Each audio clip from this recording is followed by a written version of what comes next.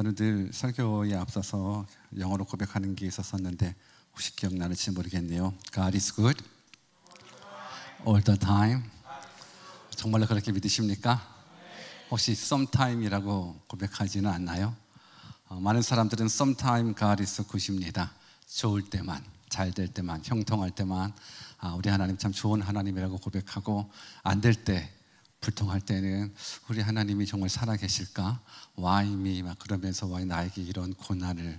근데 진짜 믿음의 사람은 언제든지 우리 하나님 참 선하신 하나님, 좋으신 하나님이라는 것 고백하면서 살아가는 믿음의 사람이라 저는 믿습니다. 여러분들도 그런 믿음의 사람들 있기를 주님의 이름으로 축원합니다. 오늘은 본문 말씀을 가지고 남편을 불러오십시오라는 제목으로 말씀을 증거하겠습니다. 우리 한번 옆에 계신 분들한테 우리 남편을 불러옵시다 한번 인사해 볼까요? 시작. 예. 내 남편 여기 있는데요 하시는 분도 계시고, 저는 아직 결혼 안 했는데요 하실 분도 계시겠지만, 현재 남편이 계시든 안 계시든 상관없이 오늘 하나님의 말씀은 남편이 있다라는 전제 속에서 우리가 말씀을 받았으면 좋겠습니다. 말씀 속에서 진짜 내 남편은 누군지도 한번 좀 생각해 봐서, 내 남편이 이게 온전한 남편이 아니라면 바꿀 수 있는 시간, 지금의 남편을 바꾸라는 건 아닙니다. 지금의 남편을 바꾸라는 것이 아니라 말씀 가운데 나에게 잘못된 남편이 있었구나 라는 부분들이 깨달아진다 그러면 오늘 말씀을 듣고 남편 바꾸는 놀라운 역사가 있기를 주님의 이름으로 축원합니다. 우리 본문 6절과 7절을 같이 한번 읽어볼까요? 우리 본문 6절과 7절 같이 한번 읽습니다. 시작. 거기 또 야곱의 우물이 있더라. 예수께서 길 가시다가 피곤하여 우물 곁에 그대로 앉으시니 때가 6시쯤 되었더라. 사마리아 여자 한 사람이 물을 기르러 왔음에 예수께서 물을 좀 달라 하시니, 예수님께서 유대를 떠나서 갈릴리로 가실 때에 일부러 사마리아를 통해 가셨다라고 성경은 기록하고 있습니다. 근데 문화적으로 그 당시 시대적으로 보면 당시 유대인들은 그 지역을 통과하면 빠르지만 그 길로 가지는 않았습니다. 왜냐하면 사마리아 사람들을 부정하다고 여겼기 때문에 그 땅을 통과하지 않고 뺑 돌아가는 모습들. 그런데 오늘 예수님께서는 일부러 사마리아 땅을 거치시게 돼요. 왜 그러냐면 한 여인을 구원하시고자 하시는 하나님의 위대한 계획이 있으셨기 때문에 그렇습니다. 사마리아로 가서 야곱의 우물 곁에 잠시 앉으셨을 때, 그때 오늘 본문에 등장하는 여인이 이제 물을 기르기 위해 우물로 오게 됩니다. 근데 성경은 그때가 몇 시로 말하고 있습니까? 그때가 6시쯤, 6시쯤 되었다라고 이야기를 해주고 있습니다. 근데 성경에 나와 있는 이 시간은 오늘날로 말하면 플러스 6을 하셔야 되거든요. 그러니까는 제 60쯤 되었다라고 하면은 지금은 몇 시예요? 12시라는 거예요. 정오인 거예요. 여러분, 중동 지역에서의 가장 뜨거운 시간인 거예요. 가장 뜨거운 시간에 물 기르러 이 여인이 왔다라는 거예요. 근데 이건 사실 상식적으로 이해될 수 있는 부분들은 아닙니다. 왜냐하면 대부분 여인들은 아침이나 저녁 시원한 때를 기점으로 해서 우물을 기르러 오지, 가장 뜨거운 시간에 물을 기르러 오지는 않습니다. 근데 이 상황을 봤었을 때 이 여인이 그때 그러니까 오후 12시에 와야만 했었던 그 이유가 분명히 있었으리라 생각이 들어요. 근데 그 이유 중에 한 가지는 분명히 여인에게 있어서는 왠지 아침에 가든지 저녁에 가면 사람들을 만날 것 같으니까 그냥 사람들을 만나는 걸 원치 않아서 12시쯤 가지 않았을까 추측하게 됩니다. 그러다 보니까는 그 추측에 꼬리를 물어서 어디까지 생각하게 되냐면 대인 기피증도 있을 수도 있고, 또 외로운 사람이 있을 수도 있고, 또 소외당한 사람이 있을 수도 있고, 또 사람의 손가락질을 당할 수밖에 없는 그런 상황일 수밖에 없겠다. 물론 성경에 그렇게 나오지는 않아요. 성경에 그렇게 나오지는 않지만 상식적으로 보면 아침 저녁에 물을 기르러 오는데 사람이 안 나오는 가장 뜨거운 날씨에 물을 기르러 왔다 그러면 상황적인 부분들 속에서는 왠지 그러지 않았을까. 물론 이제 천국에 가봐서 예수님께서 너 잘못 설교해서 그러면 제가 혼을 나겠습니다. 제가 혼은 나지만 그러나 여러분들이 한번 이 부분들을 추측해 보면서 왜 그랬을까 가운데 또 하나님의 뜻이 여러분들 가운데서 적용되어서 물론 제가 설교는 잘못 해석을 할지라도 여러분들이 하나님을 잘 믿으면 되죠 뭐. 어때요? 제가 천국에 가서 야, 너 잘못 설교 그거 아니야. 이 여자 그런 여자 아니야 라고 뭐 말씀하신다면 제가 혼은 날게요. 그러나 혹시 이 설교를 듣고 여러분들의 삶 가운데 그런 부분들 속에 있었구나. 그래서 내가 진짜 예수님 잘 믿어야지. 그리고 예수님을 잘 믿게 되면 혼나는 건 저의 몫이고 칭찬은 여러분들의 몫이 되기를 바라겠습니다. 어찌됐든 가장 뜨거운 날씨에 일부러 사람이 없는 틈을 이용해서 물을 기르러 왔어요.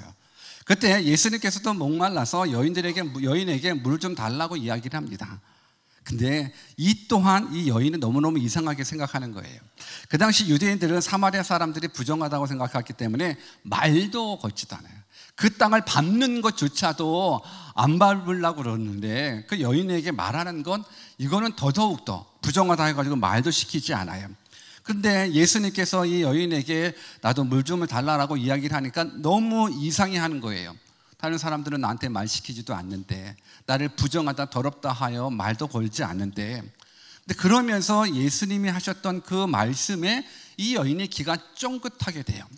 그게 뭐냐면 13절과 14절에 보니까는 예수께서 대답하여 이르시되 이 물을 마시는 자마다 다시 목마르려니와 내가 주는 물을 마시는 자는 영원히 목마르지 아니하리니 내가 주는 물은 그 속에서 영생하도록 솟아나는 샘물이 되리라. 이 말에 이 여인의 귀가 쫑긋해지는 겁니다. 이 물을 먹는 자는 다시 목마르지 않다라는 것, 이 내가 주는 물을 먹는 자는 영원히 목마르지 않다라는 것, 이 말에 여인은 깜짝 놀랄 수밖에 없어요. 영원히 목마르지 않는 물이 있다라는 것, 이건 그 여인에게 있어서 너무너무 복된 소식인 거예요. 아침에 물 기르러 가자니 저녁에 물 기르러 가자니 내가 다인 여인들을 만나기가 좀 껄쩍지근하고 그렇다고 뜨거운 나라에서 물을 안 먹을 수도 없고 근데 예수님이 주시는 물을 마시기만 한다 그러면 다시는 목마르지 않다 그러니까는 그 물 있으면 내게 주십시오. 정말로 내가 필요합니다. 정말로 내가 필요하니 그 물 주십시오 라고 이야기했었을 때 그때 예수님께서 뭐라고 말씀하셨냐면 본문 16절을 같이 읽어볼까요? 같이 읽습니다. 시작. 이제 핵심인 거예요. 그 물을 좀 내게 주십시오. 한 번 마시면 영원히 목마르지 않는 그 물을 내게도 주십시오. 그랬을 때 얘다 여기 있다 라고 바로 물을 소개해 주거나 물을 전달해 주지 않으시고 이르시되 가서 내 남편을 불러오라 말씀해 주고 있습니다. 이 여자는 너무 당황스러웠을 거예요. 아니 그런 물을 달라고 했으면 그냥 그 물을 주면 되는 거지 왜 갑자기 남편 이야기를 하지? 왜 남편을 불러오라고 말하지?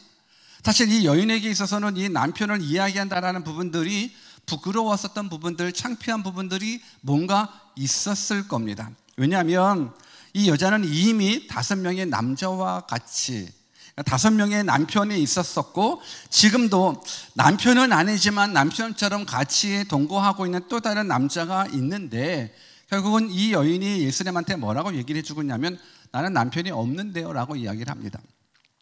예수님께서 알았을까요? 몰랐을까요? 이 여인이 과거 5 남편이 있었고 지금도 남자랑 같이 동거하고 있다는 부분들 예수님은 아셨을까요? 모르셨을까요? 제가 질문하잖아요. 여러분 아셨을까요? 모르셨을까요? 예수님 어떻게 아셨을까요? 누가 얘기해 줬을까요? 예수님은 하나님이십니다. 예수님은 전능하신 하나님, 전지하신 하나님이십니다. 그 여인의 상황을 다 아십니다. 아시니까 내가 주는 물 마시면 영원히 목마르지 않아. 그 물 주십시오. 그래 남편 불러와. 남편 없는데요? 없는 건 아니잖아요. 이미 5 남편이 있었고 지금도 같이 살고 있는 남자가 있는데 그래서 우리가 한번 이 말씀을 통해서 왜 예수님께서는 이 여인에게 남편을 불러오라고 그랬을까? 이 부분들을 여러분들이 바로 깨닫기만 한다 그러면 오늘 2025년들을 살아가는 여러분들 삶 가운데에서 정말로 제대로 된 남편을 제대로 된 남편을 만나기만 한다 그러면 진짜 행복한 삶, 저는 확신합니다. 정말 예수님께서 말씀하시는 그 남편을 제대로 깨닫기만 한다 그러면 25년은 물론이거니와 평생에 행복하리라 저는 믿습니다. 그래서 왜 남편을 불러오라고 그랬는지 그 부분들을 한번 생각해 보기를 원하는데, 먼저는 제 깨달음은 진정한 남편이 누군지를 깨달아 알게 하기 위해서 네 남편을 불러오라고 말씀하지 않았을까라는 생각을 해보게 됩니다. 왜 그러냐면 그 당시의 남편하고 지금의 남편하고는 달라요. 그 당시의 상황이랑 지금의 상황이랑은 달라요. 그 당시 문화상으로는 여인들에게는 생활력이나 경제력이 거의 없습니다. 여인들에게는 생활력, 경제력이 거의 없다 보니까는 남편이 있거나 아들이 있어야지만 이 여인이 살 수 있는 상황인 거예요. 여러분들, 많은 사람들이 인생을 살아가되 인생의 목적을 행복으로 두는 경우들이 참 많이 있어요. 이건 나쁜 거는 아니에요. 예수님 믿는 사람이나 예수님 믿지 않는 사람이나 다 행복하기를 원해요. 여러분들은 여러분들의 자녀들이 행복하기를 원하십니까? 아무도 별로 없는데. 여러분, 하나님은 우리 모두가 행복하기를 원하시는 거예요. 예수 그리스도 안에서 참된 행복을 누리면서 살아가기를 원하시는 것, 이것이 하나님 아버지의 마음이시거든요. 그래서 행복을 우리가 멀리 내던질 필요는 없어요. 하나님이 우리가 행복하기를 원한다라는 건. 근데 우리들의 생각 속에서는 우리가 언제 행복하냐, 무엇을 가지고 있어야 행복하냐, 누구와 함께 있을 때 행복하냐라는 부분들을 한번 생각해 보자라는 부분들인 거예요. 이 여인에게 있어서는 남편은 행복이에요. 이 여인에게 있어서 남편이 행복일 수밖에 없는 게 남편이 경제력이기 때문에 그래요. 이 여인에게 있어서 남편이 없으면 살 수가 없어요. 남편은 유일하게 살 수 있는 나의 경제력이고, 그러다 보면 그것이 나의 행복일 수밖에 없어요. 그러니까 남편은 나의 의지의 대상일 수밖에 없어요. 지금은 안 그렇죠. 어때요? 지금도 그럴 수도 있겠지만 그 당시는 지금하고는 차원이 달라요. 여인이 경제력이 없다 보니까는 오직 남편만 의지해야 되는 거예요. 그러니까 남편이 의지의 대상인 거예요. 오늘 이 여인에게 있어서 과거 남편 5이 있었어요. 근데 남편이 5이 있었다라는 부분들 속에서는 학자들의 견해들이 좀 다양하게 있을 수는 있어요. 그 당시에 여인이 힘이 있는 부분들은 아닌데 남편을 바꿔치기 할 수 있는 건 아니잖아요. 너 남편, A 남편, 마음에 안 들어, 너 나가. B 남편, 너 마음에 안 들어, 너 나가. 이렇게 남편을 갈아치울 수 있는 부분들은 아니었다라는 거예요. 그러니까 남편이 행복이고 남편이 경제력인데 그 남편이 돌아가시고 또 다른 남편을 얻고, 때로는 그 남편이 또 돌아가시고, 그러니까 죽음으로 말미암아서 남편이 5명이 됐는지는 몰라요. 때로는 이 남편이면 나를 행복하게 해주겠다라고 이 남편과 결혼해서 살고 있는데 또 내쫓짐 당할 수도 있어요. 쫓겨날 수도 있어요. 성경이 그 부분들에 대해서는 뭐라고 말씀하지는 않으니까 그냥 우리는 짐작할 수밖에 없을 것 같아요. 어찌됐든 남편과 사별함으로 말미암아서 5명의 남편이 있었던지, 남편에게 쫓김 당해가지고 과거 그냥 남편이 5 있었던지는 몰라요. 근데 확실한 건 그 남편이 그 여인에게 있어서는 의지의 대상인 것만은 확실해요. 오늘 우리는 어떻습니까? 우리가 지금 살아가면서 이것 없으면 죽을 것 같은 그 남편은 무엇입니까? 그 여인에게 있어서 남편은 경제력이고요, 그 여인에게 있어서는 그 남편은 행복이에요. 남편은 나의 의지의 대상이기 때문에 남편을 의지할 수밖에 없어요. 그러면 지금 오늘을 살아가고 있는 여러분들에게 있어서 이것 없으면 나 죽을 것 같은 그 남편은 무엇인지를 한번 생각해 보셨으면 좋겠어요. 지금 나랑 같이 살고 있는 그 남편 말고 내가 이것 없으면 죽을 것 같은, 내가 행복을 위해서든 무엇을 위해서든 간에 내가 이 남편 없으면 난 죽을 것 같아 라고 생각하는 그 남편은 나에게 있어서는 무엇인가를 한번 고민해 봤으면 좋겠어요. 우리 한번 옆에 계신 분들한테 그러한 남편이 있으십니까? 한번 인사해 볼까요? 시작. 이 남편 없으면 죽을 것 같다라는 그런 남편이 여러분들 가운데 있으십니까? 많은 사람들은 아마 그 남편이 돈이 될 확률이 높아요. 돈이 될 확률이 높아요. 물질 없으면 나는 죽을 것 같다라는 생각을 하는 사람들이 참 많아요. 어떻습니까? 여러분들도 그렇습니까? 나는 다른 건 없어도 괜찮은데 너는 돈이 있어야 돼. 돈이 행복이야. 돈이 능력이야 라고 해서 돈을 쫓아가게 되는데, 근데 정말로 그 돈이 여러분들에게 진정한 행복을 주는 남편이 될까요? 오늘 예수님께서 영생수, 영원히 목마르지 않는 영생수를 얻기 위해서 그 남편을 데려오라고 이야기를 한다라는 부분들은 어떤 부분들이냐면, 그 남편이 너를 행복하게 할 수 있는 건 아니라는 거예요. 첫 번째 남편이 너를 행복하게 해줬어? 아니거든요. 두 번째 남편이 너를 행복하게 해줬어? 아니거든요. 그게 물질이 됐던, 아니면 출세가 되었던, 성공이 되었던, 명예가 되었던, 그것이 우리들을 행복하게 해주는 부분들이 아니에요. 우리에게 있어서 진정한 행복을 주실 수 있는 남편은 누군지 아십니까? 예수 그리스도이십니다. 여러분, 나의 돈이라는 남편이, 명예라는 남편이, 성공이라는, 출세라는 남편이 나를 온전하게 행복을 주지는 않아요. 우리가 생각하기로 돈 많은 사람들은 가장 행복할 거라고 생각을 하지만, 그렇게 돈이 많은 사람들도 스스로 목숨을 끊는 사건들이 얼마나 많이 있습니까? 그러니까 우리가 그 모든 환경이 우리를 행복하게 만들어주는 부분들은 아니라는 거예요. 돈이 많든지 경제가 명예가 있든지 어떤지 간에 그 환경이 우리를 행복하게 만들어주는 건 아니에요. 그 남편을 끄집어내야 되는 부분들인 거예요. 근데 그 남편, 5남편, 때로는 10남편이 있을지라도 한 남편, 오직 예수 그리스도. 고린도후서 11장 2절에 보면, 내가 하나님의 열심으로 너희를 위하여 열심 내노니 내가 너희를 정결한 처녀로 한 남편인 그리스도께 드리려고 중매함이로다. 지금 사도 바울은 내가 중매장이라고 이야기를 해주고 있어요. 누구라고 하면 정결한 처녀로 한 남편인 그리스도께로 매치시켜주는 거예요. 그러니까 우리들의 남편은 예수 그리스도이신 거예요. 여러분, 그 남편은 영원히 목마르지 않게 해주시는 남편이 되는 거예요. 그 예수 그리스도, 나의 남편은 진정한 위로자입니다. 진정한 조력자입니다. 나의 진정한 도움이시고 나의 진정한 행복이십니다. 그 남편을 우리가 만나셔야 되는 겁니다. 저는 여러분들이 그 남편 만나기를 주님의 이름으로 축원합니다. 지금 여러분들이 생각하는 그 의지의 대상이 정말 내가 붙잡아야 될 남편인지를 한번 고민해 봤으면 좋겠어요. 제가 이 남편을 데리러 오라는 이 설교를 아주 오래전에 우리 시티 대형교회에서 한 적이 있어요.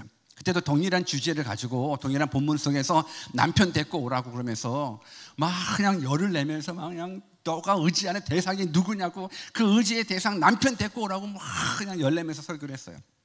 그러고 나서 설교를 마치고 이제 교회 정문으로 나가서 인사를 하는데, 그날 처음 온 어떤 자매님이 저를 보면서 엉엉 울면서 저에게 허깅을 하더라고요. 근데 여러분들, 한국 사람이, 그것도 남자가 아닌 자매가, 그것도 초면에, 그것도 목사한테 악수도 아니고 울면서 허깅을 한다라는 거가, 이게 외국에 살면서 목회를 하지만 되게 당황스럽기는 해요. 저는 그냥 예, 안녕히 가십시오, 예, 한 주간도 승리하십시오 하는데, 보자마자 그냥 울면서 허깅을 하는데, 좀 빨리 놔줘야 되는데, 이거 사람들도 지나가는데 이거를 어떻게 해? 근데 그 여인이 울면서 저에게 이런 얘기를 하더라고요. 목사님, 오늘 설교의 주인공이 접니다. 제가 그 여인입니다. 그러면서 막 엉엉 울기 시작해요. 듣고 보니 사연인즉슨 그 자매님이 호주의 승무원이었고 남편은 기장이었대요. 아주 잘 나갔죠. 근데 그만 가진 것 없이 이혼을 당하고, 그리고 너무 힘들어서 그냥 호주에 있다가 뉴질랜드로 잠깐 쉬러 와서, 그러고 나서 어떻게 하다가 우리 교회를 알고 그냥 와서 설교를 듣는데, 하필이면 그날 남편 데리고 오라고, 지금의 남편을 의지하지 말라고, 지금의 남편은 의지의 대상이 아니고 오직 하나님만이, 예수님만이 의지의 대상이고 진정한 남편이라고.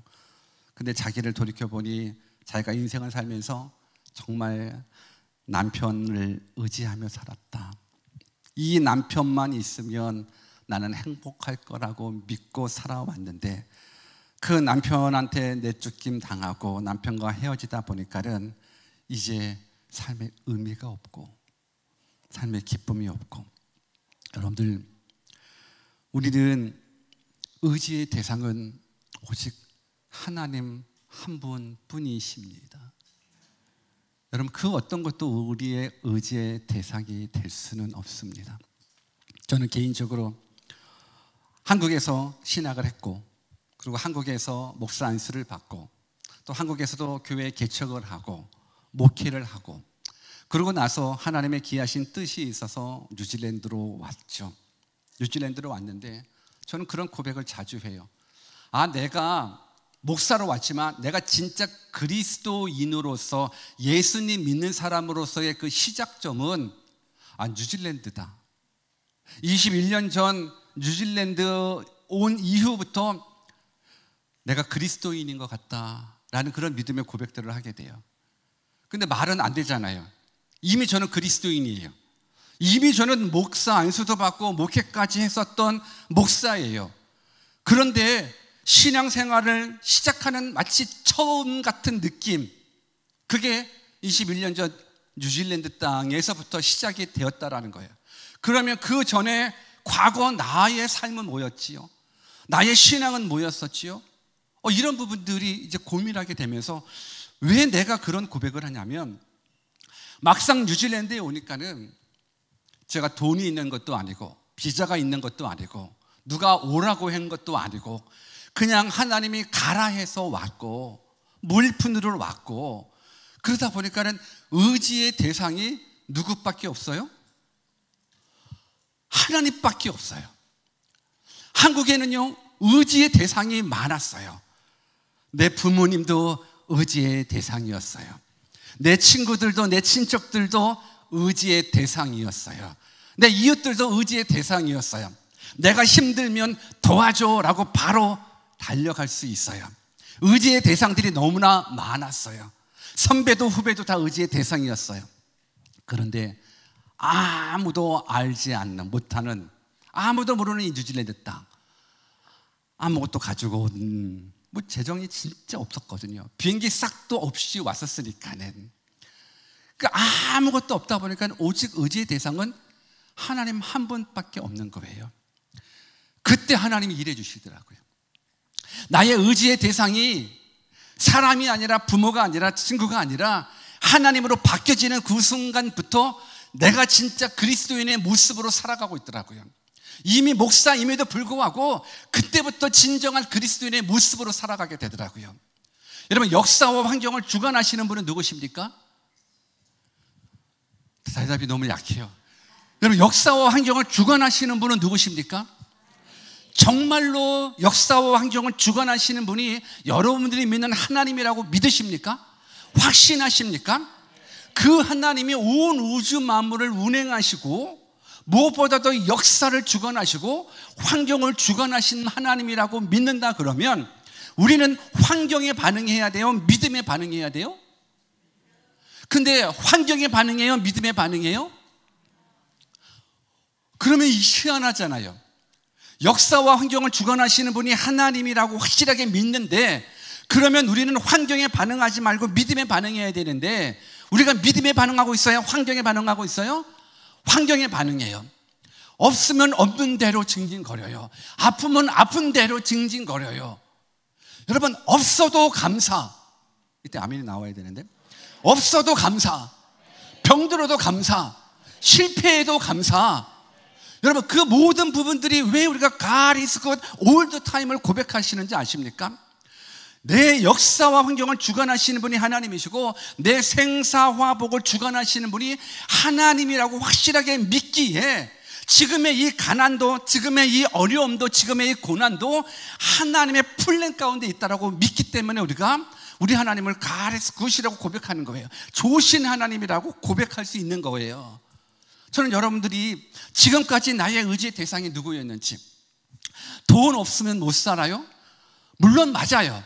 돈 없으면 살 수 없죠. 근데 돈 없어도 하나님은 살게 하시더라고요. 살게 하시더라고요. 누가 증인일까요? 누가 증인일까요? 제가 증인입니다. 제가 그렇게 살아왔습니다. 유학생 선교를 하면서 지난 21년 동안 하나님이 먹이시고 입히셨어요. 하나님이 도우셨어요. 누가 도왔겠죠. 물론 돕죠. 누가 도와요? 하나님이 도와요. 하나님이 도와요. 교회 쌀이 떨어졌어요. 근데 누구가 쌀을 갖고 와요. 우리 아기 돌인데 어떻게 하면 이 돌을 의미 있게 보낼 수 있을까? 그냥 쌀 가지고 와요. 어느 날 누가 김치 가지고 와요. 구역 예배 가운데 선한 일을 했으면 좋겠는데 어떤 선한 일을 할까 고민하다가, 그래, 유학생 선교하는 교회 있다는데 우리 김치 만들어 주자. 김치 가지고 와요. 고기 실컷 먹었어요. 예전에는 예전에는 고깃집 하시는 분이 재고 남았다 가져가라. 실컷. 배추 농사하시는 분 다 팔고 남은 거 땅에 묻혀 있는데 어떻게 가져가시겠느냐? 아멘, 가져가겠습니다. 먹이시고 입히셔요. 역사와 환경을 주관하시는 분은 하나님이셔요. 오늘 우리가 물질이 나의 의지의 대상이고 사람이 나의 의지의 대상이다, 그것이 나의 남편인데 그 남편은 아무리 5명 10명이라도 진정한 나의 남편이 될 수가 없어요. 진정한 행복을 내게 줄 수 없어요. 그 남편은 계속적으로 목말라요. 그 남편은 먹으면 먹을수록 목말릴 수밖에 없어요. 물질도 어느 정도 있으면 내가 넉넉하게 행복하게 더 안 벌어도 될까? 아니요, 사람은 계속적으로 욕심을 낳아요. 만족은 없어요. 이 세상에 만족은 없어요. 경제적으로도 만족 없고요, 명예적으로도 만족 없어요. 인간은 그래요. 그런데 만족할 수 있는 유일한 게 있어요. 남편 잘 만나면 만족해요. 아멘이 없는데. 남편 잘 만나면 만족해요. 지금의 남편 말고, 지금의 남편은 속 좀 세기잖아요. 지금의 남편 말고 누구? 예수 그리스도가 나의 남편이라는 이 사실 하나 깨닫고 여러분들이 의지의 대상이신 하나님만을 나의 주인으로, 나의 구원자로 믿고 믿음으로 반응한다 그러면, 우리가 왜 늘 상황 가운데 넘어지냐면 믿음으로 반응하지 않고 환경에 반응하기 때문에 그래요. 환경은 늘 어려워요. 환경은 아무리 많은 걸 갖추고 있다 할지라도 환경은 어려울 수밖에 없어요. 여러분, 우리가 주변에 그런 이야기 보잖아요. 야, 이 가정은 진짜 행복하겠다, 이 가정은 문제가 하나도 없겠다, 그런 사람들 우리가 종종 만나거든요. 근데 정말로 문제가 없을까요? 막상 들어가 보면 웃고 있는 게 아니에요. 겉으로는 웃고 있지만 속에는 무너져요. 이것이 우리가 살아가는 이 세상의 모든 공통적인 모습들인 거예요. 그냥 부자는 부자들대로 고민이 있고 가난한 사람은 가난한 사람도 고민이 있는 거예요. 다 인생은 다 고난이에요. 그러나 환경에 반응하지 말고 믿음으로 반응하는 참된 믿음의 사람 되기를 주님의 이름으로 축원합니다. 여기까지가 일부 대지예요. 앞으로 3가지 대지가, 2가지 대지가 더 남았는데, 아까 물어보니까는 30분이러더라고요. 설교 시간이요. 그래서 끝내야 될 것 같아요. 뭐 그 다음 시간이 있으니까는 나머지는 제가 나중에 이어서 할게요. 혹시 또 불러주시면. 어찌됐든 일부 대지를 마무리하면서 저는 이렇게 정리하고 싶어요. 예수님 믿는 사람들 참 많죠. 예수님 교회 안에서 예수님 믿는 사람들이 다 모여서 예배를 해요. 근데 막상 들어가 보면 예수님 믿느라 하고 열심히 신앙생활 안에 하는 사람 안에 들어가 보면 진짜 믿음이 있나? 진짜 믿음이 있나? 하는 퀘스천 마크들이 사실 굉장히 많아요. 믿음이 있노라 하지만서도 믿음의 반응이 없어요. 우리 옛날에 그랬잖아요. 대한민국 오래전에 절에도 안 가면서 종교를 하는 불교로 썼었던 그런 적이 있었거든요. 절에도 안 가면서도 그냥 딱 종교, 불교. 뉴질랜드도 그렇잖아요. 종교가 뭐야? 기독교 틱 하잖아요. 근데 교회도 안 가잖아요. 혹시 오늘 이 시간 이 자리에 종교, 기독교 추석하는 교회, 오늘의 교회, 믿음 꽝 이러면 안 되잖아요. 저는 여러분들이 성령이 더욱더 충만해서 영적인 눈이 띄어져 내가 지금 이 남편이면 나를 행복하겠다라고 생각했었던 그 남편 이제는 말고 진짜 남편인 예수 그리스도가 나의 주인으로, 나의 구원자로 영접되셔서 참된 평안, 세상이 줄 수 없는 참된 평안 다 누려 이 마지막 때에 정말 믿는 자로서의 사명을 잘 감당하는 진짜 믿음의 사람이 오늘 이렇게 성도님 되시기를 주님의 이름으로 축원합니다. 하나님 살아계십니다. 하나님 살아계시고 그 하나님 역사와 환경을 주관하신 하나님이시고 우리들의 생사화복을 주관하시는 하나님이시고 그 하나님 우리를 죽기까지 사랑하신 하나님이시라는 것, 이 사실 하나 확실하게 믿고 이제는 환경이 아닌 믿음으로 반응하여 참된 기쁨으로 사명 잘 감당하여 마라나타 주 예수여 어서 옵소서 이 귀한 사명 감당하는 여러분들 되시기를 주님의 이름으로 축원합니다.